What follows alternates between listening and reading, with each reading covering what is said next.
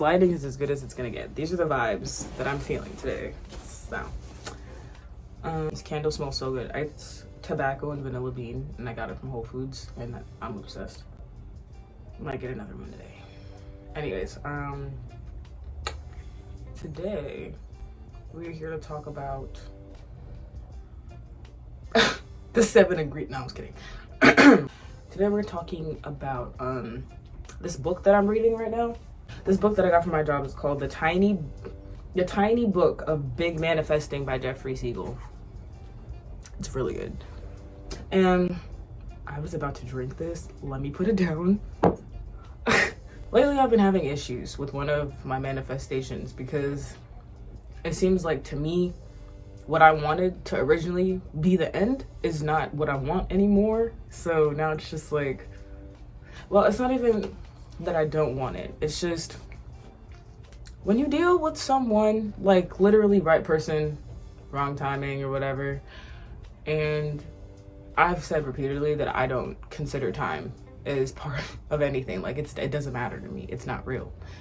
And I think that with this specific manifestation, I've always considered, for some reason, the whole concept of timing just doesn't make sense to me, but divine timing makes sense to me. Like, I get it. Like, oh, this is supposed to, like, this will come into your life when you're ready, or this will, like, fully materialize into your life when you're ready, da-da-da. And so, yeah, recently I have been coming more back to the idea of divine timing in connection to manifestations, especially with manifestations such as money or a job or a person. Because with all three of those things, let's say you're manifesting $1 million, the money comes into your life right now and you have terrible spending habits, you spend it all in literally no time at all. There was no point in manifesting that $1 million. Like, you did it, totally proud of you, but it's just fucking pointless because the money is now gone. With career, right? Let's say right now I'm manifesting my influencer career, right? And let's say right now I'm at the peak of my career. Like, I have thousands of followers, I have this, I have that, da-da-da, like tons of brand deals, all this. I am very bad at not being overwhelmed, especially when it comes to my creative ability. I need to know how to work with someone in a partnership on creative things without seeing it as like they're trying to tell me what to do.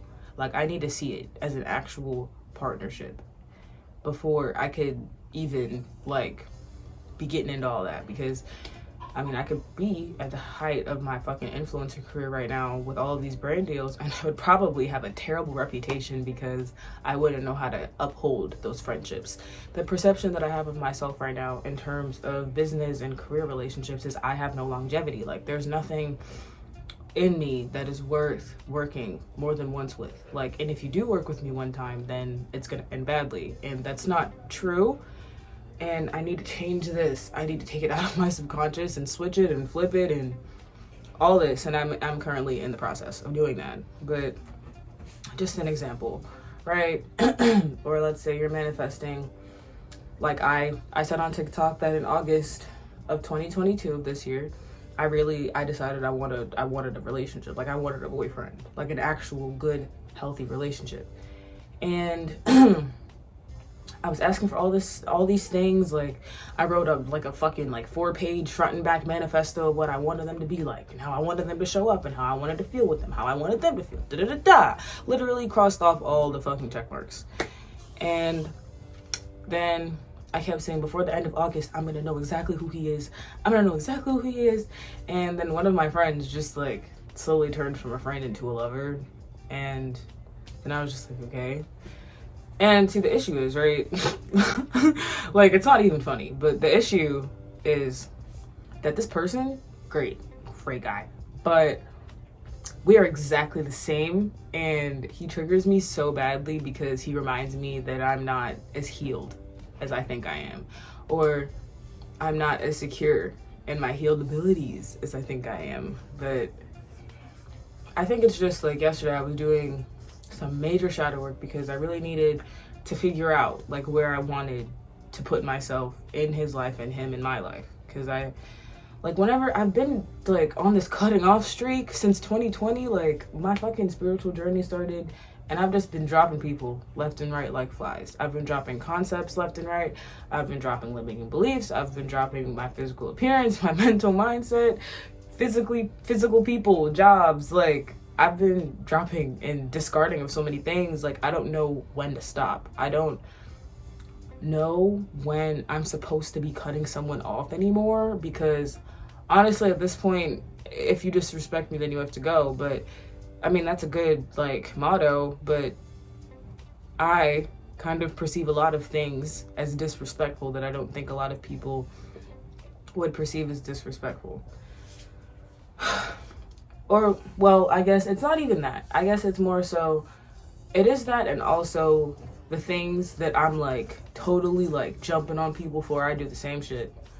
Like, yesterday, I had to come to the realization. I was journaling, I was typing in my notes app, and I was just like, yesterday, when we went through our situation that even brought up all of the shadow work, brought up all of these triggers, when we went through what we went through, I felt like, I felt very one-dimensional in his perspective at the moment. Like, I'm not giving you what you want, so it's just fuck me for the moment.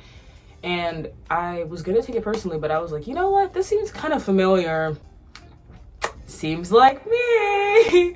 Like, I'm not gonna lie, it kind of seems like me. Like, I don't know. I feel like for a good amount of our friendship, well, not even our friendship, I think that after we crossed this boundary of, like, from friends to lovers, I just put him in a lover perspective. Like, I don't know what happened. Like, I don't know. I guess it's because in friendship relationships, it's so easy. Like, there's no obligation, there's no connection, there's no, like, nothing that's telling you that this is gonna, like, you know, it might end one day because that's your friend. But when it comes to, like, I guess in a romantic standpoint, it just, I mean, when you're lacking in love, it's like, man, I don't want this to go anywhere. What if I'll never find it again?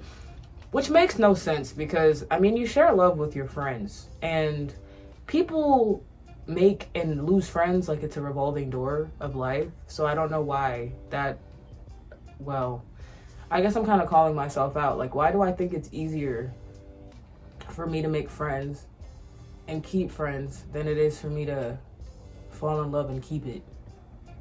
Well, I guess it's because in a friendship, if they're triggering you, you can just tell them to go away. Like, that's not your friend anymore, and that's just that. But in a romantic relationship, since the love, it seems so futile, and it seems so, like, hard to come by nowadays. It's not hard to come by. It seems, I don't know. It seems, it's more difficult. It's more treacherous, if you will. Like, there's more room and more risk of you getting your feelings hurt. There is more risk of you being the one that gets cut off. And I don't like that. I don't like being so out of control and thinking that that could be a thing, because what the fuck you mean you're cutting me off? The fuck? So I think yesterday when I was consulting with myself about whether or not I wanted to keep this person in my life, I was like, well, what is the real reason for me to cut them off? I came to the conclusion that I just didn't like how they made me feel. And I was like, well, how did I feel? Because I felt a multitude of things that were so confusing to me, because I was like, the situation isn't even that big, so why do I feel so strongly about it? And it was because I was not dealing with that person in the moment. Like, they were triggering emotions that I felt in other traumatic situations that I haven't completely healed from. And so, yeah, like, I was reacting more so to a past version of this event, I guess. That made sense, right? I was reacting more to the trauma that happened in the past rather than reacting to the situation in the present, which is so annoying to me, because I always tell people, hey, isolate those emotions, you know, like, just because you felt this emotion that one time during that situation doesn't mean it's gonna be like this for the rest of your life.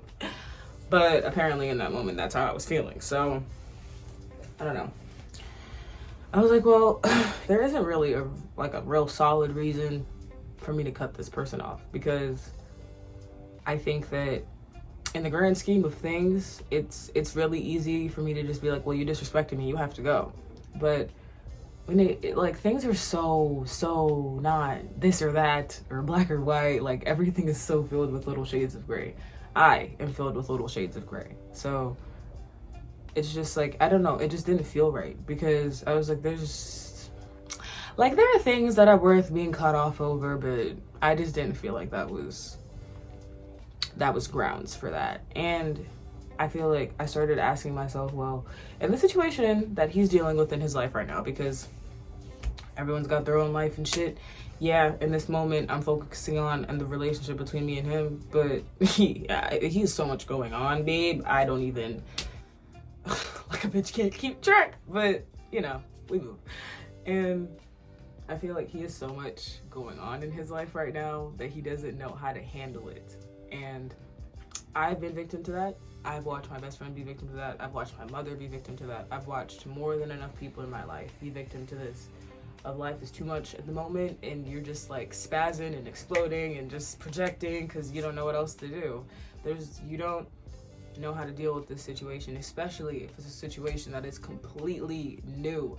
So it's the fact that I'm saying these things, and that's what he's going through right now. A completely new situation that is traumatic. Don't get me wrong. It very much is traumatic. And it's fucking hard and confusing. But I think that I really had to do some introspective work when I was like, I think that when I think about him, I'm not even thinking truly about the situation, because I'm just thinking about, do I want to keep you in my life right now?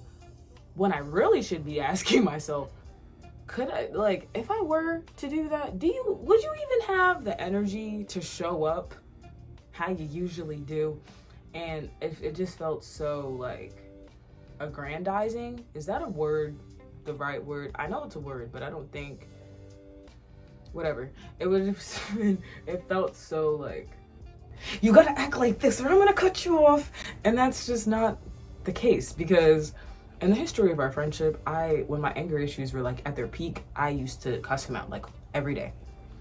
And he is the most patient person ever. And he was fine with it. And he made his peace, he breathed through it, and we kept our friendship going. And so I feel like it kind of, going through the situation kind of taught me a couple things.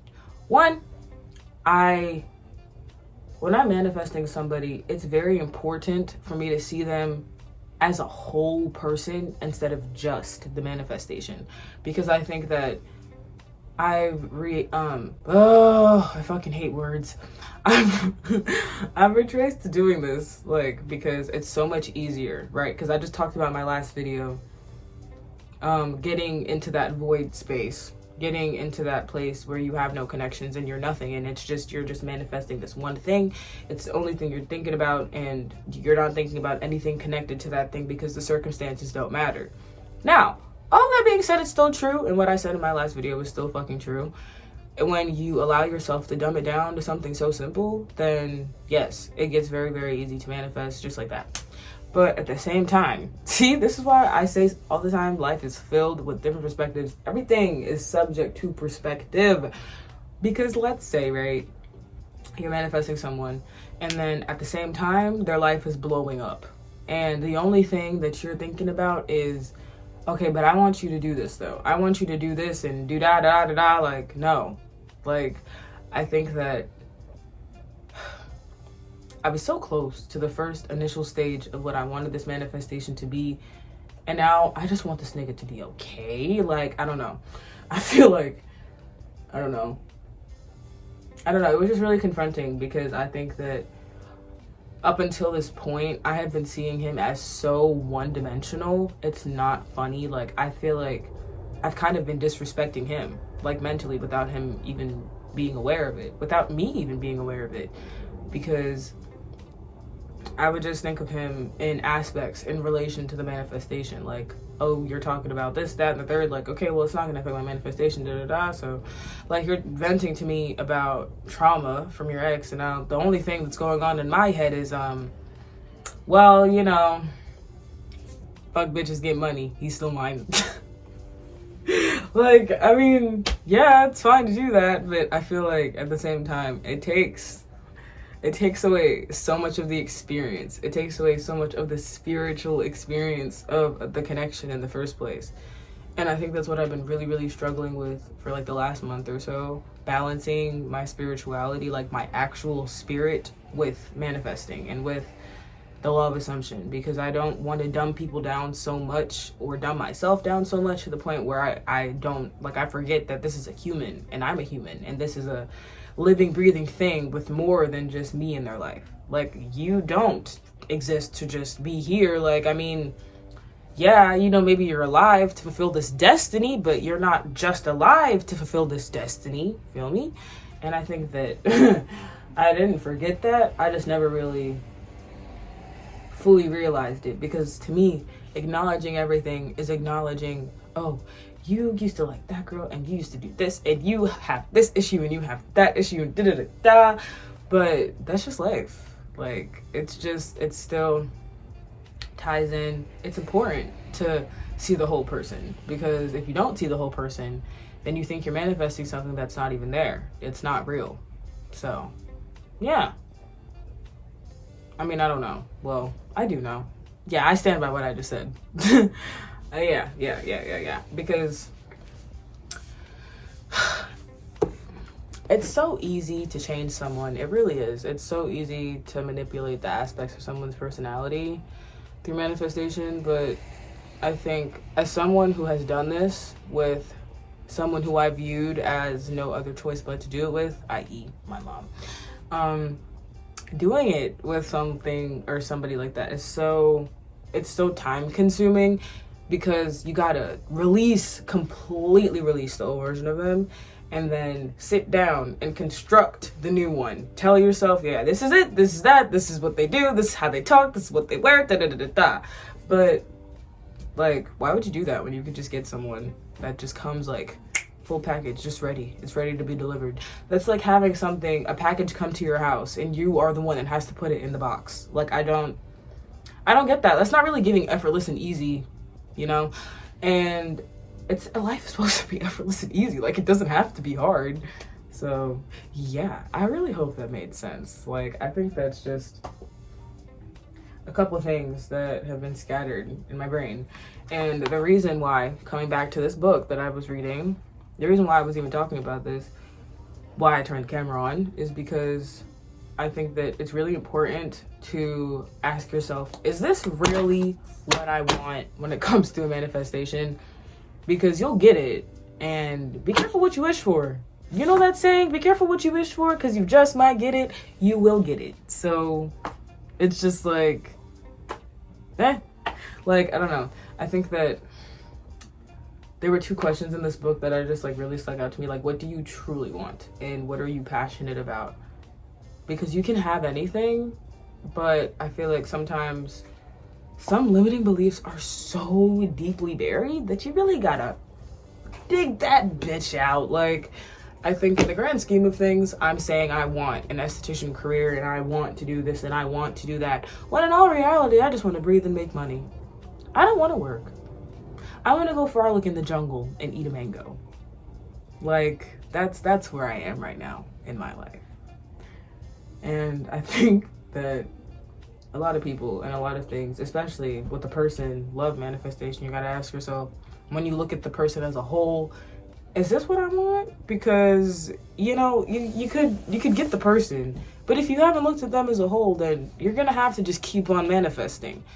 And then it's not going to be getting effortless and easy, I'm telling you, because you're going to manifest the person. And then, oh, let's say they got a shitty family. Then now you got to fix that. They got shitty friends. Oh, now you got to fix that.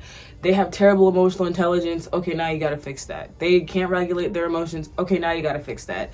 And all of this is happening because you didn't know what you wanted, because you didn't take the time to look at the person as a whole. Feel me?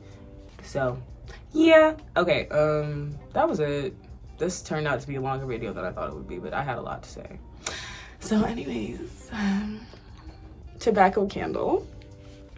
I don't know if this is going to be in a vlog. I highly doubt it, because I really want to start uploading single videos. So yeah, be easy.